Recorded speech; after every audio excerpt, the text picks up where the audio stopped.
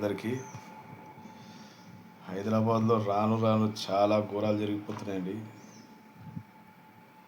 ఈ హెల్మెట్ లేకపోతే ఎలాగైతే ట్రాఫిక్ పోలీసు వాళ్ళు ఫోటోలు కొడుతున్నారు, అదేవిధంగా నాదో చిన్న రిక్వెస్ట్.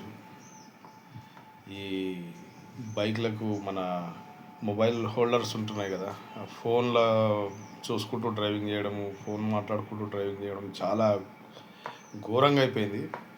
దయచేసి ఈ ట్రాఫిక్ పోలీసులకు చిన్న విన్నపం అండి నా తరపు నుంచి.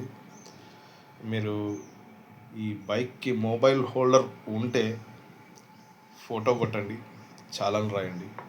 ఎందుకంటే మొబైల్ పెట్టుకొని చిత్ర విచిత్ర విన్యాసాలు చేస్తున్నారు హైదరాబాద్ రోడ్ల మీద. దయచేసి అది మానుకోండి.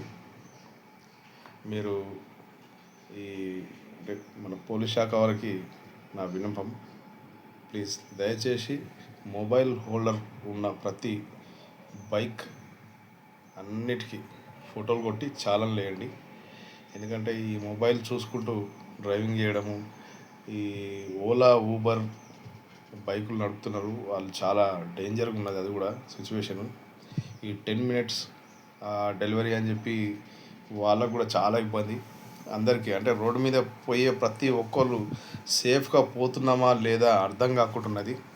దయచేసి ఈ మొబైల్ హోల్డర్సు, మొబైల్ ఫోన్లు చూసుకుంటూ నడుపుకుంటున్న బండ్లకు మాత్రం మీరు చాలాన్ లేయండి.